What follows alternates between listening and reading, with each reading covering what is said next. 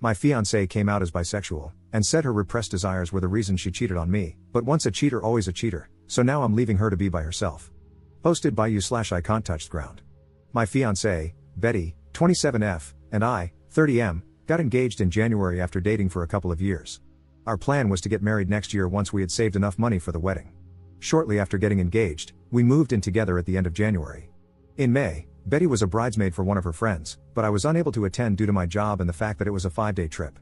Betty had a great time reconnecting with some of her old friends, but a couple of weeks after she got back, she became moody and withdrawn. I was relieved when she made an appointment with a therapist since she hadn't opened up to me about what was troubling her. After about 5 or 6 sessions, she sat me down one Saturday morning so we could talk. Betty had been raised in a very conservative household and had to suppress her desires until she moved out to go to college. Even then, certain ideas she denied and refused to embrace. At the wedding, she was introduced to the wife of one of her girlfriends from college, and it triggered a lot of repressed desires over the days they all hung out before the wedding. She told me she felt romantic and intimate attraction to women as well as men and realized she was bisexual. I told her I was happy she finally felt safe sharing this with me, and it didn't change how I felt about her. It was a very emotional moment. She asked me how I felt about her exploring her sexuality now that it was out in the open. I said I was open to exploring it with her and possibly having a 3-way with another woman to let her have that experience. She wanted a one-on-one experience with another woman and felt she couldn't do that with me present. I told her that sounded more like an affair and was something I wasn't comfortable with. I asked her if she wanted to cancel the wedding and maybe separate while she figured out what she wanted to do. She was adamant that was not what she wanted. She said she was still very much in love with me and still wanted to get married, but she felt like she had to explore these feelings she was embracing before we settled down together. I asked her if she had done anything inappropriate at the wedding and cheated on me. I asked if she had someone in mind or had been talking to someone since she came back. She admitted to dancing with a girl at the reception and said they kissed at the end of the night, but nothing else happened. She denied talking to anyone or pre-planning anything. She knows this was a lot to throw on my plate all at once and didn't expect an answer right away. She just asked that I keep an open mind and keep talking about it. I couldn't promise anything, but I agreed to do some research and talk to a workmate who has an open marriage to see how they cope. I did warn her that if I found out she lied or was doing anything behind my back, there would be no second chances and I would leave. My workmate has been super helpful and open about their relationship. My brother got me into a support group that has helped me come to terms with the changes in our relationship. I'm burning through my second book and sat Betty down Thursday night to check in and talk about moving forward. I found us a couples therapist, gave her the book I had finished, and told her we should postpone the wedding for 6 months and then decide if that's still the path we want to take. I was on a roll when she stopped me and asked if I was planning on dating other people, as it had never occurred to her that I would be dating as well. She kind of shut down after that, barely giving one-word answers when I asked her something. I think the longest sentence I got was, "I just don't know." She has been like that for 24 hours now, like she is lost in a fog. I'm just bracing myself for the inevitable flood of emotions. I would have thought she would be happy that I was considering opening our relationship. Update 1 day later. Saturday night, her fog lifted, and things got pretty heated. She said that the open relationship was my way of punishing her and being vindictive by dating other women. She claimed she was just asking for some grace to explore her feelings. I replied that she showed almost no remorse for cheating on me and instead expected an open-ended hall pass to do so again. I told her our friends had informed me that she asked them not to say anything about what happened at the wedding, so I would probably never know the full truth and just had to accept that it was worse than she admitted. I asked if she thought it was fair to go have bedroom intimacy with other people while I waited by the door like a lovesick puppy, expected to wag my tail when she decided to come home and show me some attention. It devolved after that, and some hurtful things were said by both of us. I finally gave her 3 options if she wanted to move forward. 1. Monogamy, postpone the wedding and go to couples counseling. No experimenting. When we get to a good place, we can proceed with the wedding, along with a prenup to protect me if she changes her mind or cheats again. 2. Open relationship, we can both date whoever we want, and she can figure out her sexuality on her own terms. In a year or so, we can see if marriage still seems like a good option if we're still together. 3. Full separation, she moves out, and we each live our lives as we see fit. If she decides she wants monogamy with me and I haven't moved on, we can try option number 1. But it would be a new beginning, not just picking up where we left off. She decided she needed some space to think things through and is going to stay with friends for a couple of days. Before she left, I told her that if she accidentally cheated while she was gone, not to come back except to pick up the rest of her things. This morning, I got a text from her saying, "I'm so sorry." She didn't answer when I asked her what she meant, and my call went to voicemail. I'm not going to reach out to her again and will wait for her to contact me when she's ready. Second update 1 week later. I previously posted here when my fiancée announced she was bisexual and had made out with a woman at her friend's wedding. On Wednesday, Betty went to her previously scheduled appointment with her therapist and told her what had happened between us. I'm not sure what all was said, but she called me on the way to her friend's house, apologizing for some of the things she had said and wanting to come home to talk things out. I told her to stay at her friend's house that night, Think about what she wanted, and then she could come home on Thursday so we could sit down and work things out. On Thursday, we met at the house and talked over dinner. We both apologized for getting heated and saying some unfair things to each other. After talking to her therapist and having several conversations with her best friend over the last few days, she decided not to explore her bisexual urges. The idea of a truly open relationship, where I was free to sleep with other people, terrified her, and getting married was more important than chasing the rainbow. Her original idea had been to have a free pass to see if she was missing something in her life and how important it was to her. I asked if she was asking for a one-night stand, just dating a woman, or having a full relationship. She couldn't tell me exactly what she wanted. I said that didn't sound very monogamous to me or very fair. She agreed, and that's why she was giving up on exploring those feelings. Next, she brought up the notes I sent out canceling our save-the-date notices for the wedding. She said she was getting all kinds of calls about what happened and was caught off guard, not even knowing what people were talking about at first. She was upset that I did that without talking to her first. I reminded her that she had dropped 2 grenades in my lap, coming out as bisexual and admitting that she had cheated on me, then left and wouldn't talk to me, except for a cryptic "I'm so sorry" text followed by silence.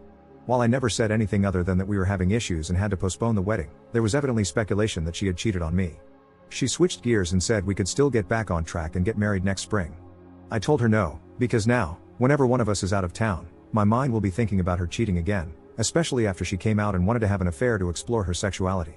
I said maybe, after couples therapy, we could get back to a good place again, but not by the end of the year. It would be foolish to start planning and making financial commitments before we even knew if therapy was going to work.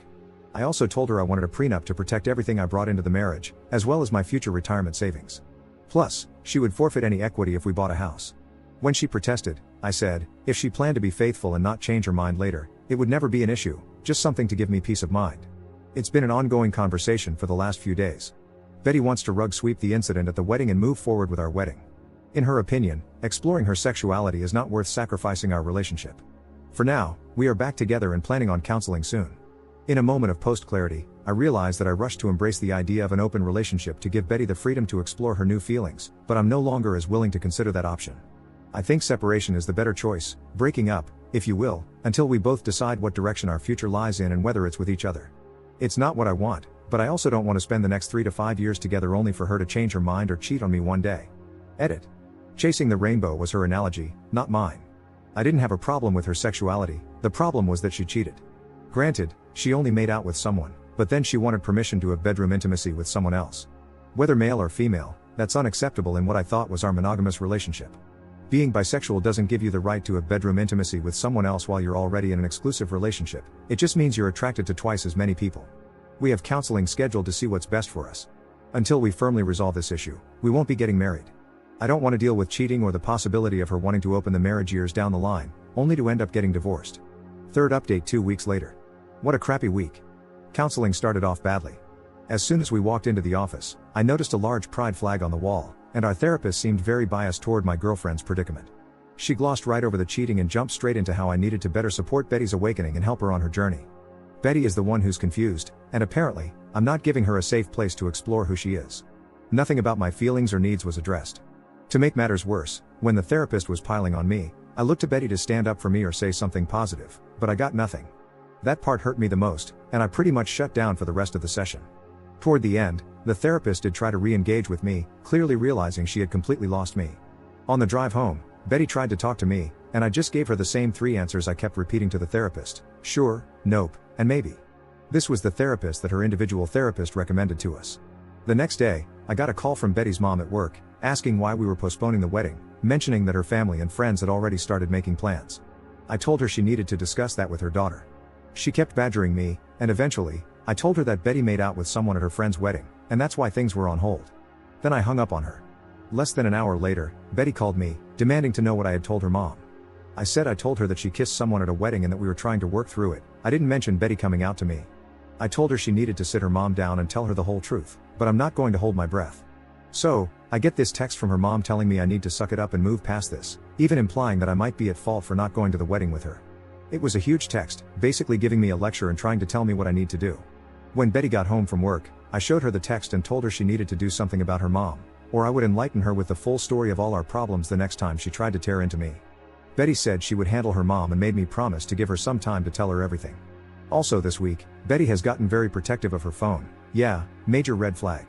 I went to charge my phone and unplugged hers to plug mine in, and she practically flew across the room to snatch her phone out of my hand. Later, I managed to sneak a look at her phone while she was asleep, only to find she had changed her access code, something she hadn't done since we'd been together. I went online and checked our phone bill and saw many lengthy calls to a Colorado area code, which I found out is where the girl she kissed is from. I'm just mentally exhausted at this point, the gaslighting, the lying, and feeling like I'm constantly treading water. Lately, when we've been intimate, there's a lack of passion in her that used to be there before all of this. I feel like I'm being love-bombed, but without the actual feeling behind it. It all just feels like hollow words and empty gestures. Tomorrow, we're going to a cookout at her parents' house. I'm going to try to keep my cool and not say anything, crossing my fingers. But when we get back, I'm telling Betty I'm done. I'll give her the choice of keeping the apartment or moving out. She'll be free to explore and find what truly makes her happy, it just won't be me. I came clean with my parents and a few friends about this whole mess. My tribe is ready to support me and help with the move when I need them. Dad vetoed Mom's offer to move back home and said what I really need is a new puppy, definitely too old to live with my retired parents. Weirdly, I feel peaceful now that I've made up my mind. To all of you who told me so, you were right. Time to move on with my life. Commenter. I'd be tempted to leave a review on the therapist somewhere. Something short like, my fiancée cheated on me at a wedding and continues to call the person she cheated with. This therapist told me I needed to support my fiancée's exploration of other people rather than addressing the betrayal. At the very least, I'd want to make sure the therapist knew this is why we wouldn't be coming back. Therapists can't improve without knowing when they've messed up, and I guarantee you this therapist messed up. Anyone in your personal life that you tell about the infidelity, I'd recommend clarifying that it wasn't just a one-time thing, and that she continued to call and have an emotional affair with the person. Sorry that your fiancé is literally having an emotional affair right now, and the therapist you were sent to was the wrong choice. I wish you luck. Ops response. I like your review, but I'm unsure where I would post it. Our therapist definitely had an agenda, but if we don't show up for the next session, she already knows the reason. After browbeating me for most of the session, she realized I had checked out and spent the last 10 to 15 minutes trying to get me to re-engage.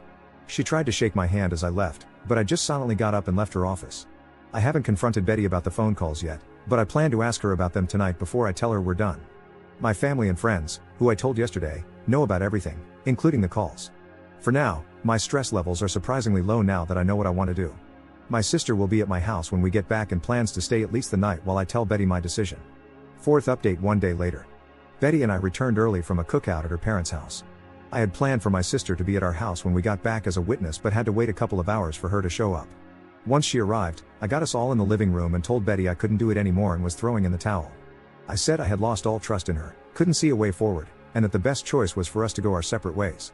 Betty couldn't understand what I was saying and insisted she had been honest since her confession about what happened at the wedding. I asked if she had been in contact with the girl she kissed at the wedding, and she denied it. I asked to see her phone, and she refused, saying it would violate her privacy and the privacy of the people she had talked to. I said, fine, so who did you call with a 720 area code? Maybe I should call and see who answers. It doesn't really matter, though, because it proves my point. I gave her the choice of either moving out or staying, and I would move out. I also said I would give her back what she had contributed to our savings account for the wedding. She tried to get my sister to leave or get me alone to talk, but I told her I had been advised to have a witness present, just in case. She went from crying to being angry, and after about an hour and a half, we finally had a calm conversation about everything. We talked until almost midnight. This morning, Betty decided to move back to her parents' place temporarily, and the three of us packed up her things. While we waited for her dad and brother to come pick up her stuff, she tried to convince me to see a different counselor and give therapy another chance. But I told her it was just a waste of time, I could never trust her again, and that's no way to live. Not much of an ending. Op in the comments. Well, she's gone for good. All of her stuff is out of the apartment, and she got her share of the money we were saving for the wedding. I've blocked her on everything and have no plans to contact her again. I don't need closure, apologies, or explanations. She's made several attempts to reach out to me through friends and at work. The people at work know not to bother me and don't even take her messages anymore. When friends ask, I politely explain why I won't take her back, and they usually understand and drop it. I've had to block a couple of people who kept pressuring me to talk to her.